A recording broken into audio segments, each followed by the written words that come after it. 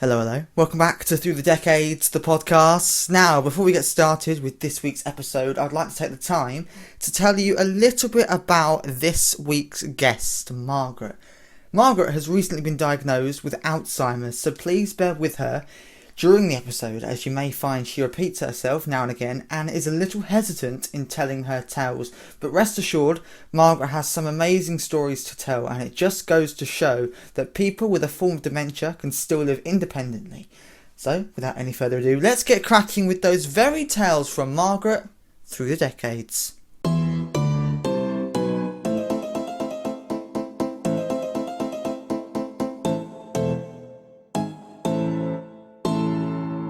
Hey, I'm Brad and welcome back to Through the Decades, the podcast. This series, I'm in Gabriel Court in Saffron Walden, Essex, which is another McCarthy Stone retirement living development. Just like last time, throughout the series, I'll be interviewing some of the homeowners and getting an insight into their entire lives from their childhood through until now. This week, I'm joined by Margaret, who is 88 years young. Margaret, shall we get started with today's episode by you telling us a little bit about yourself, who you are, and a bit about your life? Yes, well, I was born in Yeovil in Somerset, small town, but there were so many places you could get there. You could get to Bournemouth in about an hour, and then the other direction you could get to Lyme Regis and places, so you could have days out at lots of different places, which was good. There was quite a bit of industry in Yeovil. We had a big aircraft factory, Westland Aircraft, and during the war it was targeted and a whole row of houses burnt down. There was not one survivor because they targeted it, because it was an aircraft factory. Yes, so we had a lot of, Yeovilton Naval Air Station was also targeted because it was only 2 miles. That was 2 miles away, and that was targeted. So the times that we had to get up in the night and go in the air raid shelter, You mentioned, before we started filming, you mentioned about how you've travelled to quite a lot of places. Do you want to talk about that? Yes. Well, as I say, my husband seconded to the Malaysian army, and so we lived in Kuala Lumpur for 2.5 years, and we used to go to different places from there. My son married an Australian that he met here. She came over with a fellow, and then they broke up, and Steve met her, and so he then went to live in Australia, you see. So I've been to Australia a couple of times. Then I had an uncle in Germany. That was the first passport I got was to go to Germany. I got married and so went to Germany for the honeymoon. And that was the first place I went abroad to, yeah. How was life travelling the world? Because most people would never have had a life soaking up all these different cultures from loads of different countries. How was life like that? Well, I think Malaysia was, I would single that out as being different because there's a lot of different cultures there in Malaysia.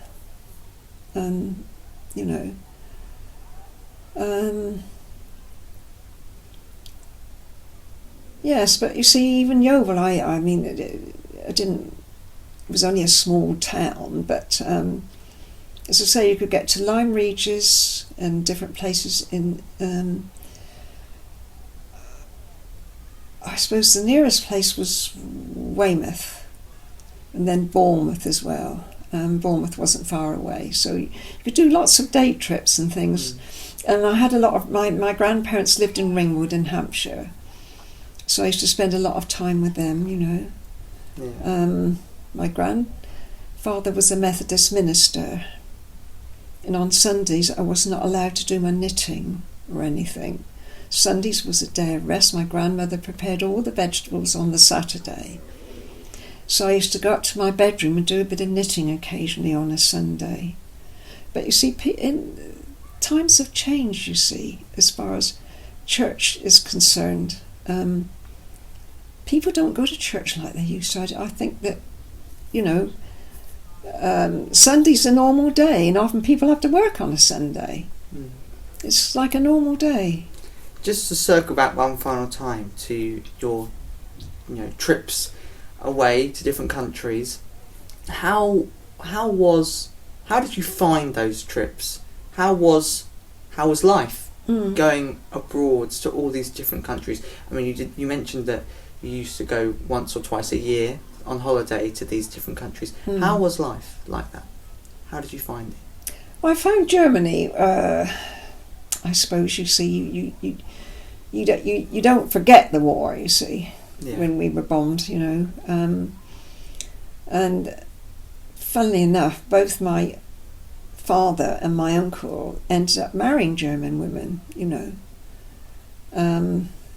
But yes, Germany was good, but you kind of miss the coast, you see, in Germany. What about any other countries that you visited? Well, I think Australia is my favourite. My son married an Australian, and he used to say, "Come out here and live." And I said, "Well, I've got a son here as well." Yeah. But I loved Australia, yeah.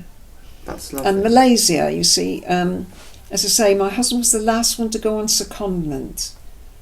So there again, that was quite special, the 2 years that I spent in Malaysia, Yeah. So there must be a lot of memories that are attached to these countries, which is really lovely to hear. Yeah. What do you remember about the place you grew up? How was life for you growing up as a kid? Well,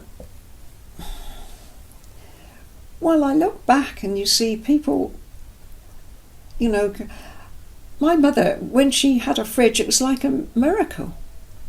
Just having a fridge, It was something that not everyone had. No, you had to go out and get shopping nearly every day, things that, wouldn't keep very long. And I do remember, as I say, a lot of bombing, you see, because we were near the air station, having to get up and go out and get in this big sort of a thing that was outside, sort of made of tin and that. We had to go and get in the air raid shelter quite frequently at one time, Yeah. So, how was your school life? Combined with the war, how was life in school? Yeah, that was okay. There again, if the siren went off, then you all went out and got in these things, special things, metal things,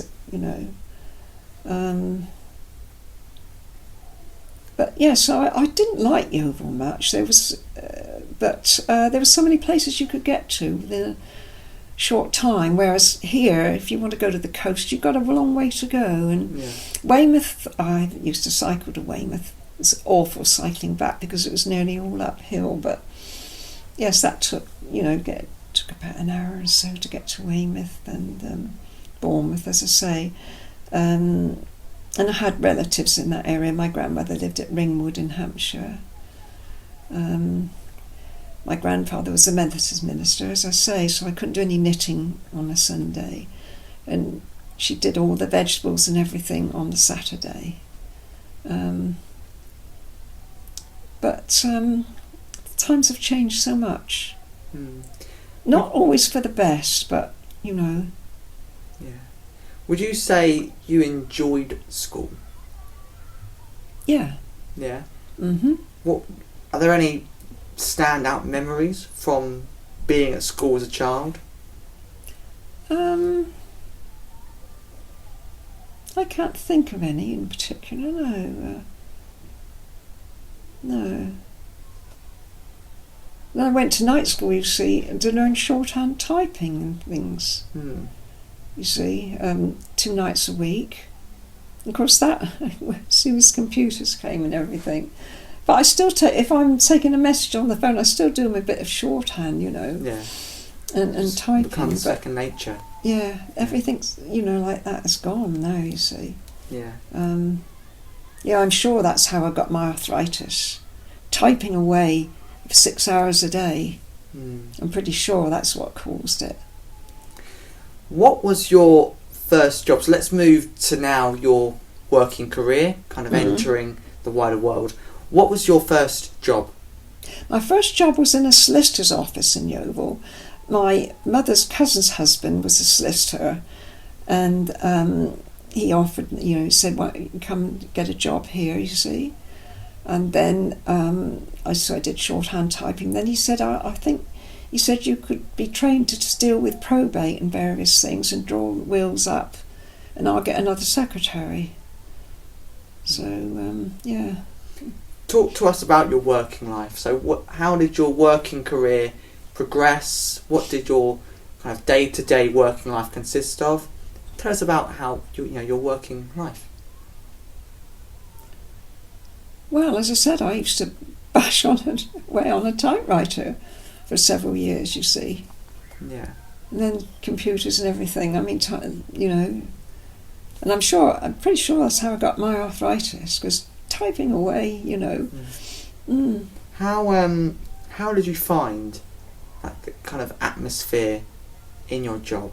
Because there must have been so many of you doing the same thing each day. How was that kind of atmosphere going to work? Well, it was good atmosphere, yes. And I'm presuming... Yes, we had 4 solicitors, and yeah. I'm presuming that you managed to create a lot of friendships within work. Have you had any kind of memories, so to say, from work? Well, yes, I had, 1 or 2 special friends, and we used to go out a lot, and we used to go to the cinema, you see. You wouldn't remember then, we had 3 cinemas in Yeovil. And we had an interval where you'd go and get your ice cream, you see. What has been the biggest lesson that you have learnt throughout your life? That is difficult. Difficult to say. I think the thing that I loved doing, you see, was dancing. Yeah. I used to go to there was assembly rooms in Yeovil that had dance. Then the air station about 3 miles away used to have a night where they had dancing. I used to go 3 nights a week dancing, which I loved. And that's all gone now, you see. Talk to us about dancing then. How did that love and passion for dancing come about? Well, I suppose when I started going, I just loved it. I mean, I remember we had a bit of a do here, and Joan and I, we got up and did a dance. And you were yeah. Well, I grew up dancing. It was part of my life. Yeah. And that's often how you met fellows. You see, dancing. Yeah. That's really lovely. Mm. So, if you could go back to any age or any year in your life, this is a very big question. What year or what age would you go back to and almost relive, and why is that? I think from the time I got married, I had a different life, and as I say, travelled quite a lot. Yeah. You see. This is also a very big question. Arguably the biggest question that I ask. But what was the best day of your life? There must have been a lot of days that you look back on and go, that's one of the best days of my life, that's one of the best days of my life. But if you had to choose one day of your life that you consider to be the best, what would you say that is? Well, still probably when I got married, but there were other days that, I think the first day that I flew out to Germany, that was the first time I got on a plane. And that was quite exciting, going on a plane. Yeah. When you were younger, what was your big dream? What was your big aspiration for when you grew up? I wanted to leave Yeovil. I grew up in Yeovil, but and my mother said, no, your place is home here and everything, and she didn't want me to leave. So I never did until I got married, but And I think, going abroad for the first time was quite exciting, getting on an aircraft for the first time, you see. Yeah. So travelling the world was one of your big dreams, and you managed to achieve that, Yeah. which is always lovely to hear. Oh, yes.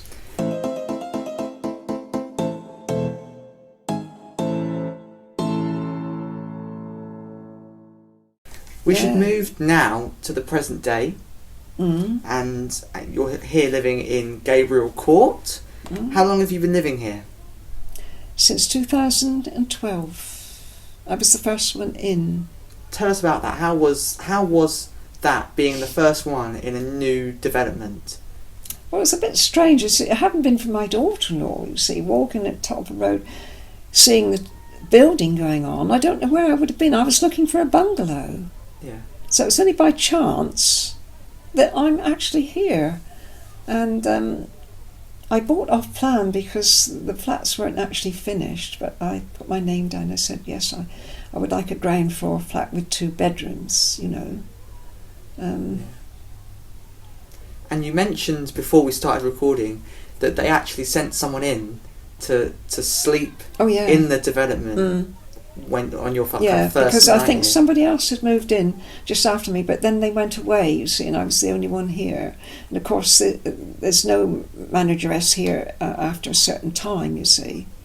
Yeah. So this fellow, I said, he sat in the lounge. I went out and chatted, and I said, if you want to have a kip, don't worry about it. I feel quite safe here. I can't see anybody breaking the windows and getting in, So you had this kind of 3 or 4 story development to yourself when it first opened. Yeah. So then I'm presuming the company sent this person in just to make sure that you're okay. Because I was on my own. Yeah. And the only person in here, which to some people might have been quite daunting, but you mentioned that it was actually quite exciting for you. You found it quite exciting. Yeah. That's really nice. Yeah.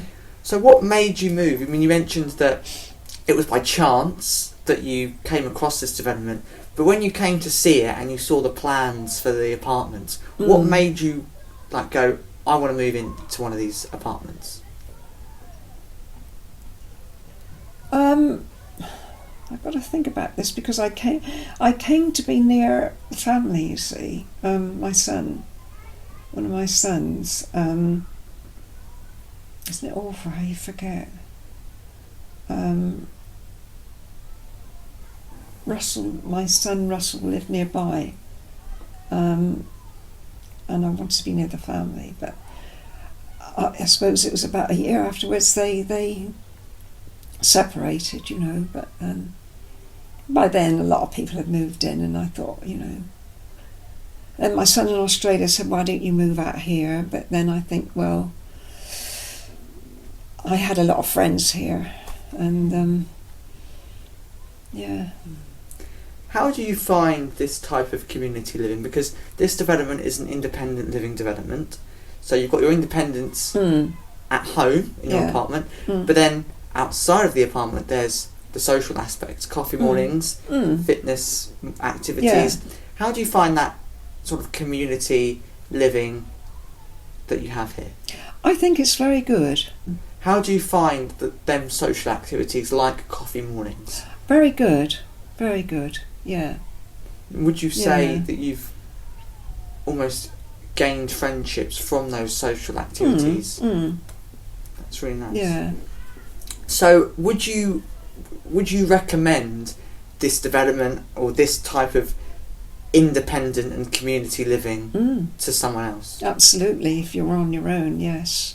That's really nice. Well, there's quite a few couples here, Yeah. but it is independent living. I think I understand that when you're here, if you've been here for a while, you can have help. Yeah. You can have cleaners and everything. Some people have a hairdresser. But if you can't look after yourself, you go down the road to Stanley Wilson. And I've got 3 friends down there now, you see, so I go down and visit them. Yeah. But you see, Bobby, my friend that went down not long ago, you've got to get rid of all your furniture here. You can take 1 or 2 bits. You can't take very much. You've only got your 1 bedroom and living room, so you can't take an awful lot, you see. So I went through choice, really want to move from here. Because from the sounds of it, you really like this development and this type of living. That's really nice. And the social aspect as well seems perfect. Yes. I mean, it depends on the manageress. She organises a lot of things, you see. Yeah. It's lovely to hear that. It really is. So it's really nice to hear that you would recommend it. I would, absolutely. So I'll ask this question I asked everyone, and that is, what one piece of advice would you give to the younger generations listening? That's not easy, is it? No, it's not. No. There must be a lot of advice that you have and would want to give, but if you had to choose one piece of advice, the biggest advice, what would you give to the younger generations? When you say the younger generation, what sort of age are you going back to? Kind of like teenage years, yes. Times have changed so much, you see, over the years, you know. Well, to be helpful sometimes. Yeah. You know. Help out those in need. Help out where you can. Yeah. That's really lovely.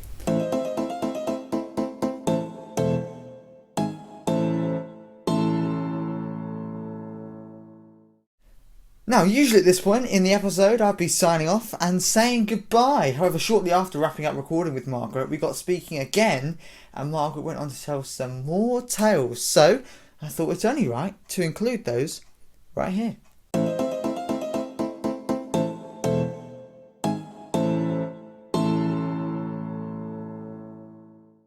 Yes, I had a contact with the church at Harrow, with somebody here, the Baptist church, you know, which is good. I was never a Baptist, but when we went to Harrow, when my husband was in the army, you see, he did his full career in the army, then he came out of the army and he got a job in London. We got a house in Harrow, and the neighbours came in and said, would you like to come to the Baptist church round the corner tomorrow with us? And yes, and then I had a contact with them for somebody at the Baptist church here. So apart from friends here, you say Baptist church, and I got a lot of friends there as well. How was life with a husband in the Air Force, did you say? He was in the army. In the army. Yeah, so he was in Remy. How was life with a husband in the army? Good. It was good, yeah. How was his experiences? Can you remember any stories that he kind of told you about his life in the army? Not really. More about his life in London. He lived in London and his family there and everything. Yeah. Yes. I think that the best thing was that he was the last person to go on secondment to the Malaysian army, you see. They didn't need it. They just wanted one more person. So, as I say, we went out to live in Kuala Lumpur, you know. And we did quite a bit of travelling from there, you know. Yeah. Yes, I liked Malaysia. I'd say I servant, live-in servant and gardener and everything. And yeah, we had a lot of... I know. It was through the Telegraph. My husband took the Telegraph, and from January to May they offered holidays in all sorts of really good places with so much off, you know, much cheaper. But it only went up to May the something. So we used to do the Telegraph holiday every year, which was always good. To get a bit of money off. Yeah. And nice places, you know, yeah. How did you meet your husband to be? How did you two meet? Well, we met at a party. He was in the army, and my friend was engaged to this fellow, and he said, "Would you like to bring a friend along?" And that's how I met my husband, at this party. Wow. Yeah. And how long were you two married for?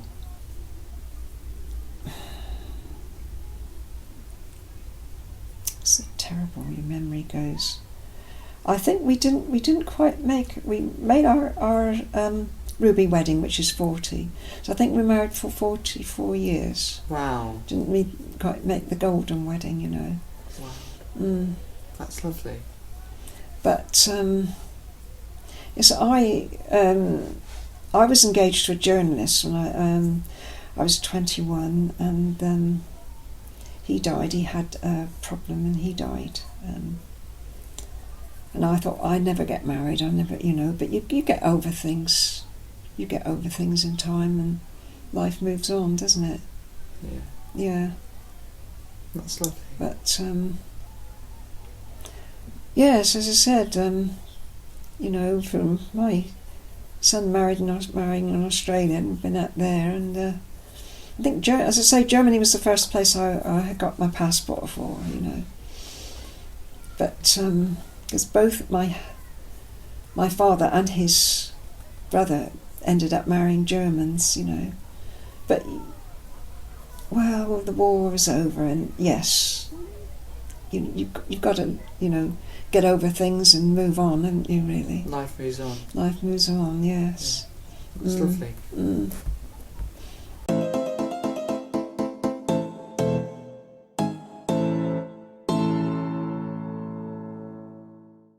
Well, that is it for this week's episode. Thank you, Margaret, for joining me and sharing your incredible tales with us. Make sure you're joining me next week with my penultimate guest of the series, John. He'll be here sharing his stories through the decades. And of course, don't forget to share the podcast on Spotify and YouTube. Turn on notifications to never miss an episode. You must know the drill by now. Apart from that, I shall see you next week.